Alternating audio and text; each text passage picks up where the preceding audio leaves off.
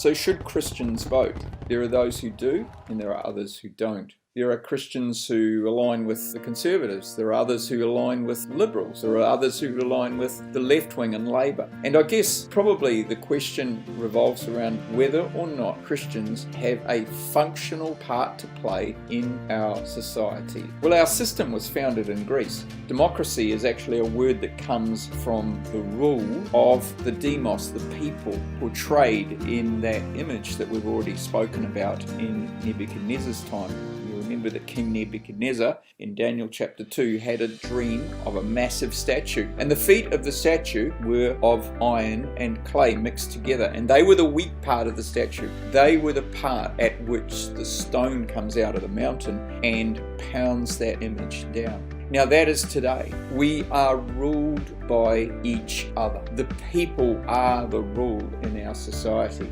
And it's already being shown to be confused and problematic by various authoritarian governments around the world who are rubbing their hands with glee when they look at the trouble that democracies are having at the moment.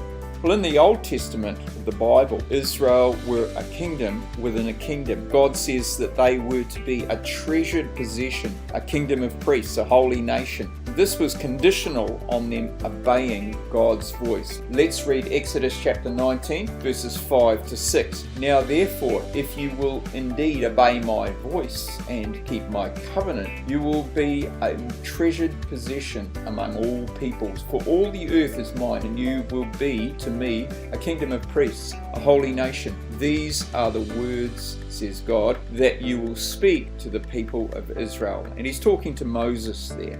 So that's Israel in the Old Testament.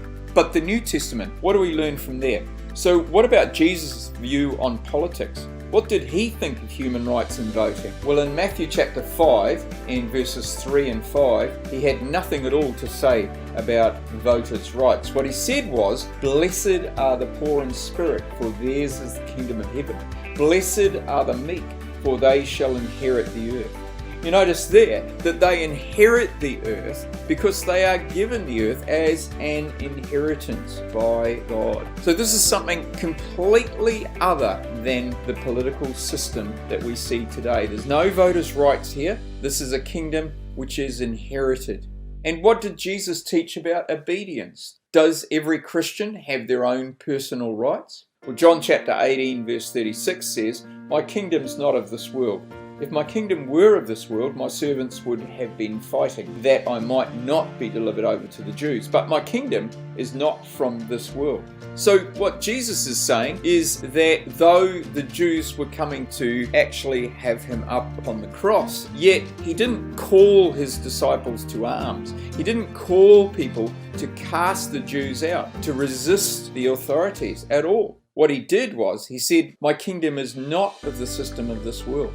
So as Christ's men and women, we have entered a kingdom that doesn't relate to the social, historical, political world. It's from a different source, a different root. What did the apostles then teach about politics? They were all of them persecuted by the authorities of the day. Well, the first thing that they did was they continued this idea of being chosen. So the Apostle Peter says in 1 Peter chapter 2 verses 8 to 10, "You are a chosen race, a royal priesthood, a holy nation, a people for his own possession. Once you were not a people," that's before they were believers, "but now you are God's people. Once you had not received mercy, but now you have received mercy." This is exactly what we read in the Old Testament about Israel, but now it's been lifted over and used of Bible believers in the New Testament. There's something about this kingdom that is bigger than the systems of this world. Christians were to be strangers and pilgrims in the earth. I'm quoting the Apostle Paul in Hebrews chapter 11 in verse 13. He talks about true believers being detached from the systems of this world. He was quite consistent with what Peter said. They are strangers. They are just passing through. And Peter says in his first letter, chapter 1, verses 11 to 17, "Be subject, for the Lord's sake, to every human institution, whether it be to the emperor as supreme, or to the governors as sent by him to punish those who do evil, and to praise those who do good. Honour everybody, love the brotherhood, fear God, honour the emperor."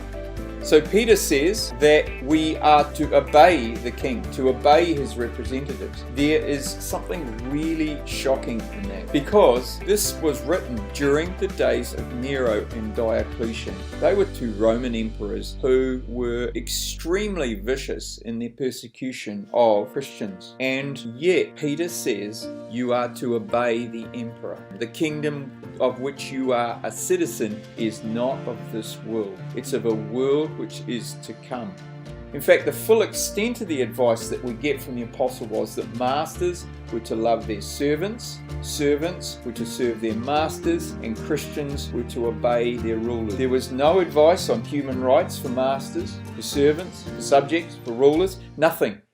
You might want to look at the verses that I have appended at the end of this presentation. To summarise, what is the attitude of a modern Christian? Our citizenship is in heaven. It doesn't matter which passport we have. Our citizenship is of a coming kingdom.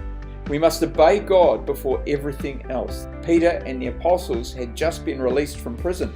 They were ordered not to preach in Jesus' name, and in the face of that, Peter says that there is a higher authority. We read in Acts chapter 5 verses 27 to 29, and when they had brought them, that's the Jews, and set them before the council, and the high priest asked them, saying, Did not we straitly command you that ye should not teach in this name? And behold, you have filled Jerusalem with your doctrine, and intend to bring this man's blood upon us. And Peter and the other apostles answered and said, We ought to obey God rather than men. So should a modern Bible-believing Christian have anything to do with politics? Will you work it out for yourself?